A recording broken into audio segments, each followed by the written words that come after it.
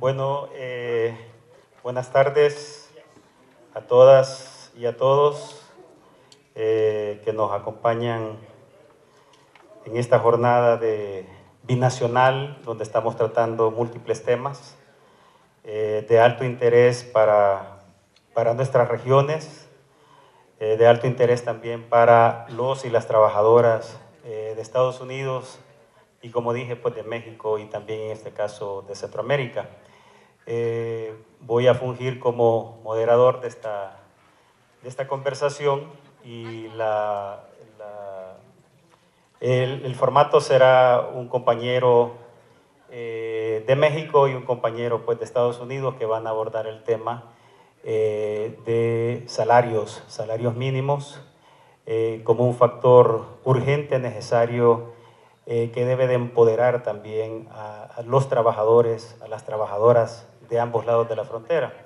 Yo brevemente quiero compartir como salvadoreño que en nuestro país recientemente tuvimos una victoria muy importante sobre el tema del salario mínimo. No se revisaban los salarios mínimos en El Salvador desde el 2007 y este año pues ha habido un incremento importante a diferentes sectores de la economía nacional.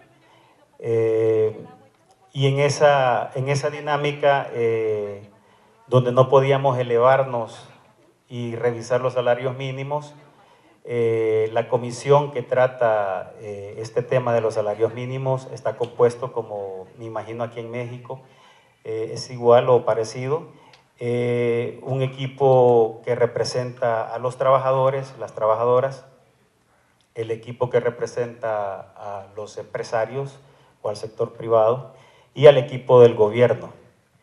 Hace 10 años no se abordaba el tema de los salarios mínimos porque no había como el consenso, se requiere de votos para mover la agenda del salario mínimo y entonces en aquella época el gobierno cerraba filas con la empresa privada y boicoteaba, bloqueaba o neutralizaba cualquier esfuerzo de incrementar el salario mínimo.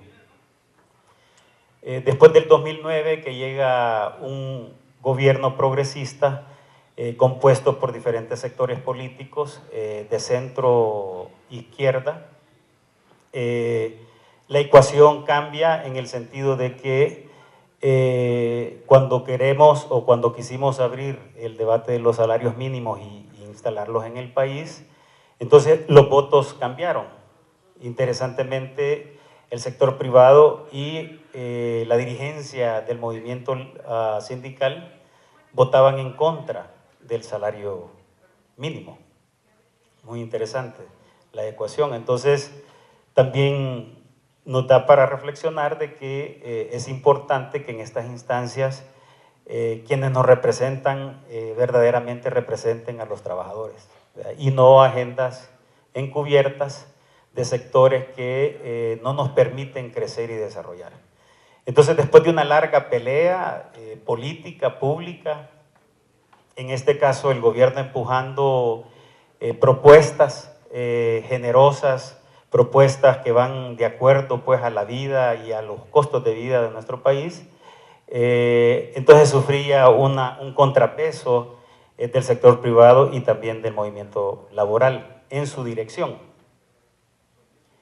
Digo esto porque también en la última fase del año pasado hay un cambio de liderazgo en el movimiento laboral donde se juntan los dos votos en esta situación. Entonces se junta el voto del gobierno de El Salvador con el movimiento laboral y eso da paso a que el salario mínimo en El Salvador sufra un cambio estratégico este año, comenzando en enero. Algunos sectores de la economía nacional agarraron el 40, el 70, el 80% de incremento. No es una cosa poca. Y a pesar de que tiene una tremenda resistencia política y quieren involucrar sectores de la Corte Suprema de Justicia para declararlo nulo, este proceso va. Entonces, en ese sentido, decir de que en el campo, en algunos sectores menos favorecidos económicamente, el salario subió más del 100%. En el sector algodonero, por ejemplo, estaba el salario mínimo a $125 y este subió a casi $280. En las ciudades el salario subió de 220, 230 a los $300. Entonces, aun cuando en muchos lugares se pagaba más de $300, pues ahora es una ley que se establece del ajuste precisamente del salario mínimo, que también se ve como una distribución de la riqueza de la nación. Y esto nos llena de mucha satisfacción, porque también este ajuste no se queda para 3 ni 5 años, sino que se queda para 1 año. Y esto va a permitir reflexionar sobre los avances, sobre el estancamiento económico del país y sobre la dinamización de la economía del Salvador. Entonces, y por otro lado, sabemos de que no es suficiente. Aun cuando hemos subido estos niveles de salarios en El Salvador, hay mucho más que generar. Entonces, en ese sentido, es una victoria muy importante que sostuvimos este año. El compañero que venía a hablar sobre este tema más en detalle, por razones también de que estamos en el pleito de las pensiones en nuestro país, que están por definirse, se están haciendo presentaciones y el movimiento laboral y organizaciones progresistas de El Salvador están diseñando una propuesta que verdaderamente aborde de esencia el problema también de las pensiones. Entonces, por esa razón, el compañero ya no pudo venir para acá. Pero nuestra experiencia también en Los Ángeles, que es de donde yo radico, estuvimos en luchas muy importantes, y voy a contar una anécdota breve. Entre el 2000 y el 90, entre el año 2000 y el 2010, en el sindicato donde yo trabajé, en el Sistema Universitario de California, ahí teníamos el sistema de insourcing, que todavía está. Pero en aquel momento un trabajador ganaba $6.85, un trabajador de servicio, de restaurante, en cualquier lugar de las cafeterías de los campuses, que son 10 en la Universidad de California. Entonces ganaban $6.85, trabajaban 9 meses, 10 meses, 11 meses, antes que cumplieran 1000 horas como máximo que le daba la plataforma para ser trabajador permanente de la universidad. Entonces, cuando llegaba a las 960, 980, 995 o 999, el empleador lo cortaba. Y eso dejaba al trabajador regresar nuevamente a donde comenzó, 6.85. Si había agarrado $1 o $2, pues eso lo regresaba. Cuando nosotros entramos en esta pelea de resolver este tema, nos tuvimos que ir a huelga, y fue una de las primeras huelgas en el sistema universitario ahí en el 2003, 2005, 2007. Y debo de decir de que ese esfuerzo de radicalmente cambiar el outsourcing en la Universidad de California, que uno puede pensar que es una de las premier organizaciones académicas del mundo con salarios de miseria. Trabajadores nuestros tenían que colectar botes de plástico o de lata para cumplir la renta, ¿verdad? Porque sencillamente los salarios no alcanzaban, porque la vida, las condiciones también de vida de estas ciudades son, igual que aquí en la Ciudad de México, súper caras, ¿no? Entonces, nos tomó 10 años para establecer un sistema donde establecimos los escalafones, establecimos un salario mínimo.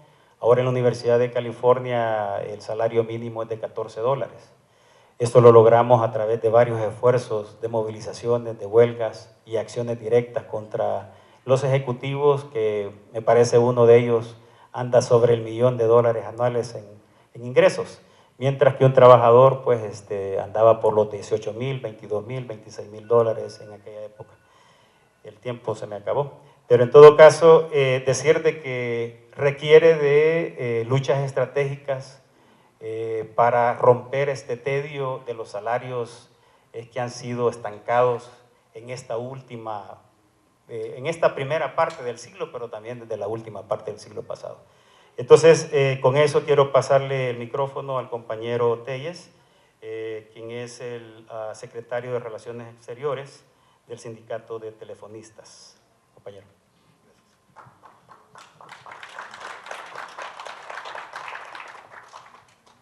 Pues nuevamente es un placer estar con ustedes. Muy buenas tardes y después de haber comido es un placer doble. Como les veníamos comentando sobre el tema del salario, yo quisiera referirme de manera muy breve, muy esquemática, a qué constituye el salario o para qué era el salario según nuestro proyecto constitucional. El salario como tal debió de alcanzar en su momento para el aspecto de salud, para el aspecto de educación y para el aspecto de cultura. Situaciones que también estaban pensadas para que fueran cubiertos por los patrones, según nuestro proyecto constitucional de 1917.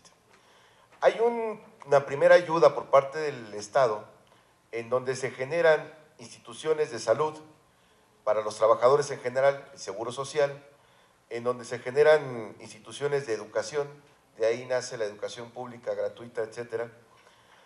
Y de esta manera el patrón ya no cubre estos aspectos. El patrón ya no se hace cargo de la salud de sus trabajadores, el patrón ya no se hace cargo de la educación de sus trabajadores, y se supone que las instituciones que se generan, en algunos casos como es el Seguro Social, bueno, hay una aportación del patrón, pero ya solo una aportación, ya no es a cargo del propio patrón.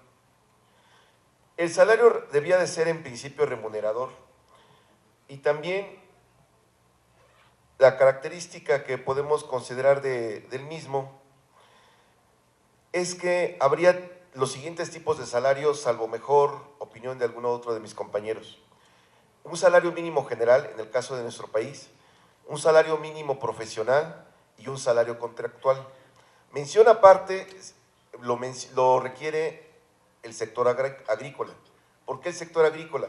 Realmente es un sector del campesinado pequeño el que puede tener salario como tal. Los trabajadores agrícolas que trabajan para alguna plantación, para alguna empresa específica. Tenemos el caso que nuestro compañero Favela conoce muy de cerca, el caso de los jornaleros de San Quintín, que trabajan, entre otras cosas, producen las zanahorias cherries, esas zanahorias pequeñas y hermosas que están en los supermercados para gente bonita. Es increíble lo que les pagan a ellos. De manera muy global podríamos decir que por una jornada en el desierto, que es donde están estas plantaciones, en una zona desértica, les pagan 150 pesos. Y esos 150 pesos incluye todo. Se supone que en esos 150 pesos van incluidos el aguinaldo, las utilidades, vacaciones, todo en esos 150 pesos. Nuestros compañeros han tenido una lucha particularmente álgida por un salario que ellos consideran medianamente remunerador, que son los 300 pesos. Cabe mencionar que las características en que ellos viven son infrahumanas. En el día un calor infame y en las noches todo lo contrario, un frío terrible.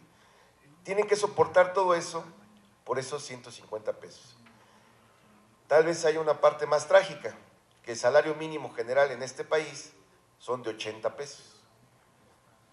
Es decir, prácticamente la mitad de lo que estos trabajadores agrícolas ganan. Con estos 80 pesos, un obrero en una jornada de 8 horas efectivas de trabajo, no se cuentan descanso, no se cuenta comida, no se cuenta nada, habrá de mantener a una familia. El salario mínimo profesional es un salario un poco diferenciado, es un poco más allá del salario mínimo general, porque se supone que estos trabajadores ya tienen capacidades muy específicas. En algunos casos, podríamos mencionar el caso de la industria del hule, que creo que es el último contrato ley que existe. Sus salarios pueden ser razonablemente buenos, pero cada día cuesta más trabajo sostenerlos desde el punto de vista patronal. Acaban de pasar la revisión contractual los compañeros de las industrias de las llantas, de las industrias del hule, y les costó un trabajo tremendo poder mantener la revisión como contrato ley. La propuesta de la patronal es una revisión bilateral, cada empresa con sus propios trabajadores. Desde luego la idea es constreñir el salario, porque según las grandes transnacionales de la industria, no pueden con semejantes pagos.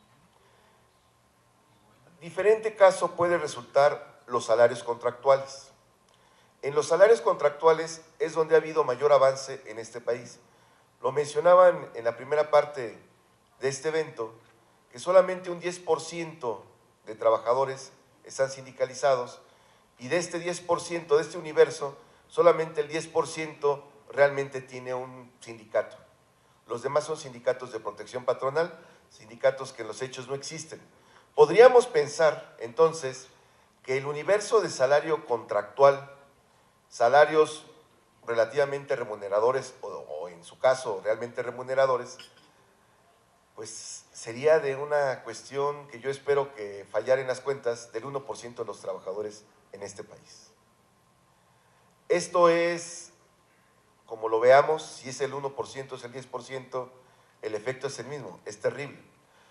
Mencionábamos en la primera parte también que las reformas estructurales, según la óptica de algunas que algunos sostenemos, han sido una reforma laboral una reforma laboral disfrazada. Me explico. En el caso de la educación, creo que lo tenemos más claro. Le quitan la estabilidad en el empleo a los trabajadores de la educación, a los maestros. En el caso de la reforma de justicia, ocurre algo similar. Aunque esto ya es parte del gobierno, ahí no hay contrato colectivo, sino condiciones generales de trabajo, resulta que les dan un severo golpe a sus condiciones laborales. Nuevamente pierden la estabilidad en el empleo. Al pasar del sistema que todos conocemos, un sistema escrito, le llaman inquisitorial, a un sistema adversarial, que de manera más popular es conocido como un sistema oral, hay una revisión, una evaluación semestral de estos trabajadores. El juez, inclusive, pasa a ser ahora textualmente un empleado que depende de un administrador. Ahora los juzgados, quien rige, es un administrador que bien puede ser un contador público o puede ser un licenciado en administración de empresas. Es un giro muy importante a la lógica que llevaba la justicia, pero finalmente es el abaratamiento también de esa mano de obra. Una mano de obra que ya es muy especializada. Hay otros contratos colectivos que hicieron historia y casi todos precisamente pues ya fueron. De una o de otra manera, las reformas los han llevado o han dado el pie legal a romperlos. Es el caso, pues muy desafortunado, de los compañeros electricistas, una historia muy dilatada, pero que al final del día desaparece. Desaparece la empresa, por lo tanto desaparece el propio contrato colectivo. Es el caso de los compañeros petroleros, inclusive cabe mencionar los propios trabajadores del Seguro Social. Los trabajadores del Seguro Social tienen una jubilación muy característica. A ellos los jubilaba el Seguro Social como trabajadores propios y en su momento recibían una jubilación como trabajadores en general que tenían. Hace algunos años, 15, 20 años aproximadamente, desaparece la jubilación que tenían como trabajadores directos del Seguro Social y solo se quedan con una. En ese momento las autoridades nos dijeron que por justicia, o sea, mejor que ganen lo que todos, ¿cómo van a ganar un poco más? Tras una vida de trabajo. Y cabe mencionar igualmente que hay áreas de particular riesgo. Por ejemplo, la gente que se dedica a hacer los exámenes radiológicos, otro tipo de exámenes que tienen una alta posibilidad de contaminación, un gran desgaste emocional como son los cirujanos, todos ellos los tratan como un trabajador cualquiera. Pierden esa importante prestación. Habemos todavía algunos contratos colectivos que podemos decir que tras muchos años de lucha se han logrado prestaciones adecuadas, niveles de vida adecuados para los trabajadores. Es nuestro caso, nosotros, como ustedes saben, estamos en movilizaciones desde la semana pasada y seguiremos en movilizaciones defendiendo precisamente nuestro contrato colectivo. Resulta que una reforma de carácter ya no secundario, sino terciario, una medida simétrica, le da un golpe de frente a la parte contractual, lo que consideramos que es, además de todo, anticonstitucional. Nos explicamos. La Constitución prevé que para la parte laboral solamente sea el Poder Legislativo el que tome decisiones, el que legisle, que haga las leyes.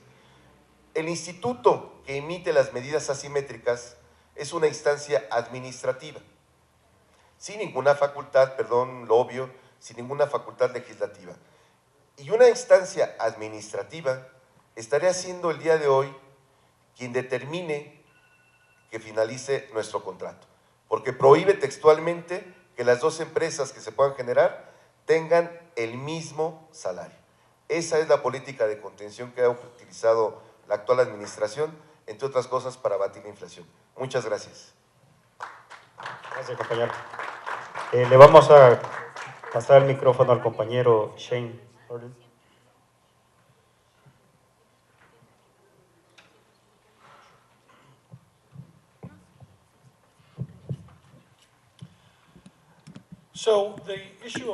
Así que el tema de los salarios en Estados Unidos es algo muy crítico en este momento también. Los salarios han estado estagnados desde hace muchos años y les quiero decir que ha sido muy difícil a nivel federal obtener un incremento sobre este salario mínimo. Hemos tratado de incrementarlo vía legal y es tratar de hacerlo, si es posible, estado por estado, y esto ha sido extremadamente difícil.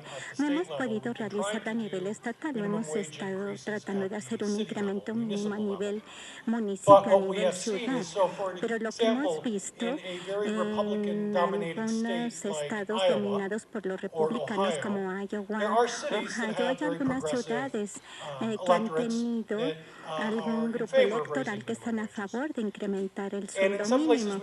Y hay algunos lugares en donde hemos tenido mucho éxito al incrementarlo a nivel municipal. Pero los republicanos lo que empezaron a hacer en Estados Unidos y a nivel estatal es lo siguiente: ellos están pasando lo que se llama leyes en donde antes que nada la ciudad, el municipio a nivel local, ellos no pueden incrementar el salario mínimo, solo el Estado. Nos están bloqueando tratando de incrementar los salarios mínimos a nivel local. Esto es muy importante. ¿Por qué? Porque hay algunas industrias en donde estamos sindicalizados y queremos incrementar el salario, que ha sido muy difícil. Un ejemplo, para la CWA, nosotros representamos a un número de servicios a trabajadores en las aerolíneas, aquellos que verifican y nos dan nuestro pase de abordar. En los aeropuertos más pequeños esto puede ser un trabajo muy demandante. Son personas que cuando llegamos al aeropuerto hacemos el check-in y los que están en la computadora colocando el registro y después colocando el etiquete en la maleta, y para abordar los que están en la puerta de abordaje para tomar el avión. Y ellos son los que van a salir y ayudar a que salga el avión también o que aterrice. Y en el invierno, bajo la nieve, son los que están tratando de colocar fluido para derretir la nieve. Trabajo muy demandante. Y como pueden ver, no está funcionando muy bien en nuestro trabajo como sindicato, y decimos, queremos que incrementar el salario mínimo. En la mesa de negociaciones ha sido muy difícil porque tratamos de incrementar el salario y lo que sucede es que los empleados dicen, ya no vamos a utilizar estos trabajadores, les dan otro contrato por tercerización. Entonces no tenemos otro recurso, nada más el camino político para incrementar los sueldos. Y después las compañías han seguido este proceso político para bloquearnos, para no incrementar los sueldos. Los acuerdos comerciales durante las últimas décadas y últimos años llevan a cabo lo que yo les acabo de mencionar, pero de una industria lo colocan a nivel global. Yo estaba hablando anteriormente acerca de uno de nuestros colegas que estaba describiendo los acuerdos comerciales y el impacto que tiene sobre los sueldos. Esto es idéntico a la gravedad. Lo que sucede es que los empleadores, los tratados de libre comercio permiten que los empleadores tengan el salario mínimo. Entonces siempre están tratando de bajar el sueldo a todo mundo, las grandes compañías. Entonces en Estados Unidos una compañía viene a México porque los sueldos son muy bajos en México, con la TPP, ¿qué sucede? Ahí los sueldos son más bajos. Dicen, bueno, en Vietnam les pagan menos, hay que irnos para allá. Entonces están jalando hacia abajo todos los sueldos para que, entre comillas, sigan siendo competitivos. En CWA lo hemos visto con AT&T, en donde hemos tenido algunas negociaciones hace algunos años, un trabajo que se envió a la India como tercerización para apoyo técnico en Internet. Convencimos a AT&T que de estos 2,000 trabajos los regresara a Estados Unidos y dijeron, lo vamos a colocar en aquellos lugares donde la economía está deprimida. Regresaron los empleos y después en la siguiente mesa de negociación quisieron incrementar más allá del mínimo el sueldo para que de esta manera fueran trabajos que ayudaran a mantener a la familia. Y la compañía nos dijo, no podemos hacer eso. Si tratamos de incrementar los sueldos, ya no vamos a ser costo competitivos con los que no están sindicalizados, que están mandando afuera el empleo y quedamos atrapados. Si quieren incrementar el sueldo, vamos a obtener el empleo de afuera. Entonces estamos atrapados. Es una razón de por qué es tan importante que nosotros a nivel global trabajemos en conjunto como un movimiento sindicalizado para incrementar los sueldos de todos. Hay que detener esta gravedad que quiere jalar los salarios hacia abajo, sobre todo con los tratados de libre comercio. Las corporaciones pueden demandar a los gobiernos si piensan que hay alguna ley en ese gobierno que puede ir en contra de sus utilidades.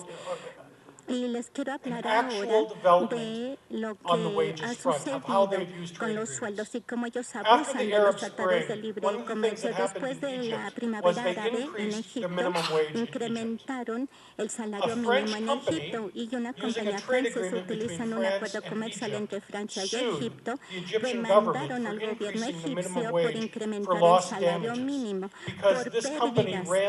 Esta compañía era la que manejaba el recolectar la basura en Cairo y dijeron, nosotros tenemos que reducir las ganancias porque tenemos que pagar salarios más altos, y ellos ganaron y Egipto tuvo que bajar el sueldo mínimo una vez más. Es por eso que es crítico, es muy importante que todos nosotros veamos los sueldos en los tratados de libre comercio para que de manera colectiva detengamos que sigan bajando nuestros sueldos y que sigan jalándolo hacia abajo. Hay que subirlos. Algo que yo mencioné en el último panel, de tener un capítulo como modelo para los acuerdos de libre comercio. Nosotros hemos trabajado en este modelo para el Telecán, la creación de lo que es un grupo estandarizado sobre sueldos, representantes de los 3 países firmantes del Telecán, para asegurarnos de que los 3 veamos que los tratados de libre comercio no se utilicen como un vehículo para que las compañías bajen nuestros sueldos. Así que los sueldos de esta manera van a ser una conversación clara y concreta con recursos, mecanismos y herramientas para detener esta situación en donde bajan nuestros sueldos. Estamos tratando de luchar en nuestros países en contra de esto, pero decimos, este es un fenómeno global, un problema global en donde están bajando los sueldos de todos y tenemos que trabajar en conjunto para no permitir esto.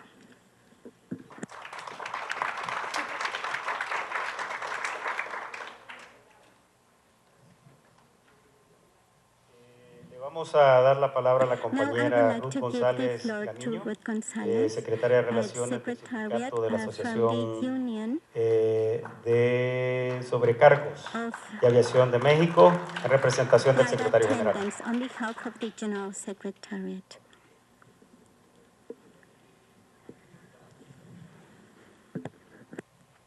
Les cedo portavoz, a mi compañero Jesús Camacho.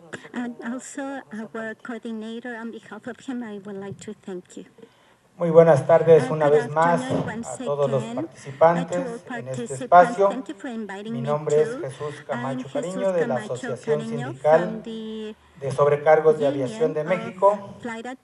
Una vez más reciban ustedes un cordial saludo de nuestro secretario general Ricardo del Valle Solares. Y agradeciendo la presencia de los presentes aquí en el Presidium y como conclusiones finales por parte de nuestra asociación, ha sido una sesión muy productiva el día de hoy.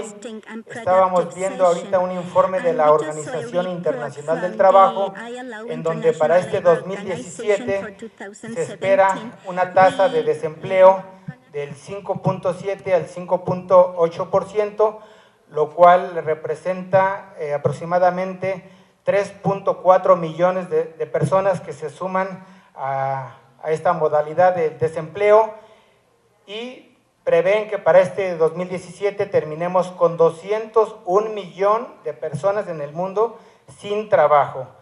Y para el 2018 aumentará este porcentaje en 2.8 millones más de personas.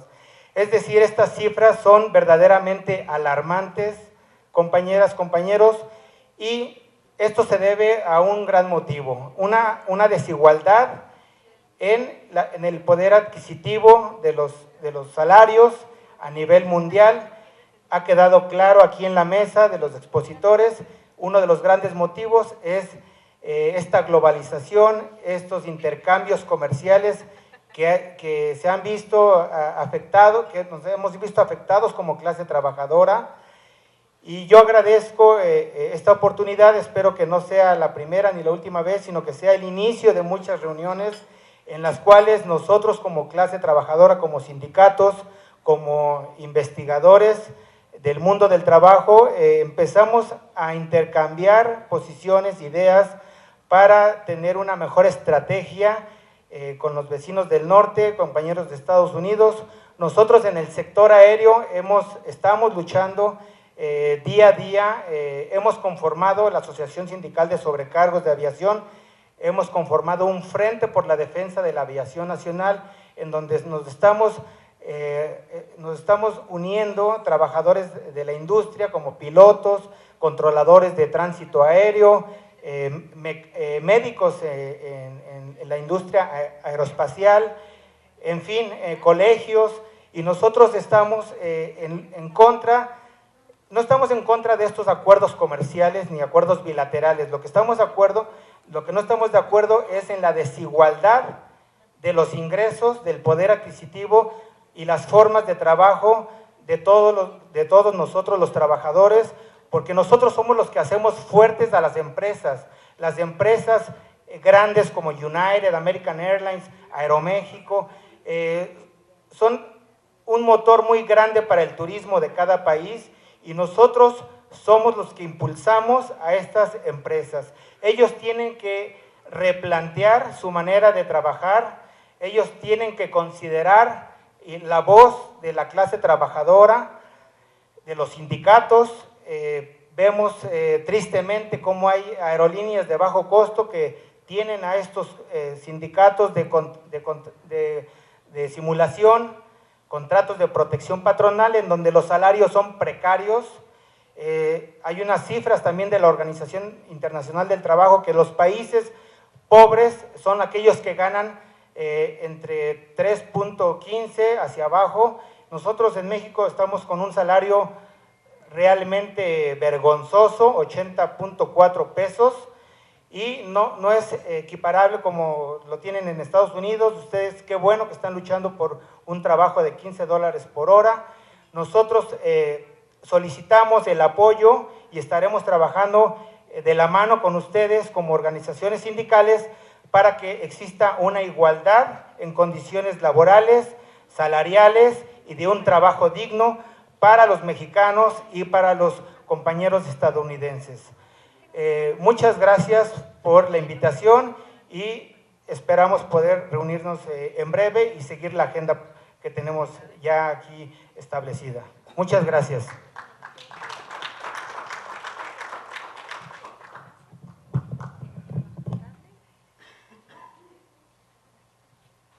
Gracias, compañero. Le vamos a pasar ahora el micrófono al compañero Joe Greenberg.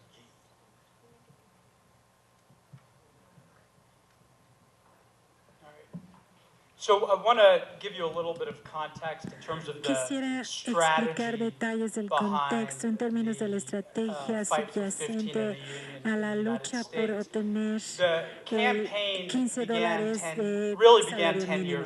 Esto empezó realmente hace 10 años.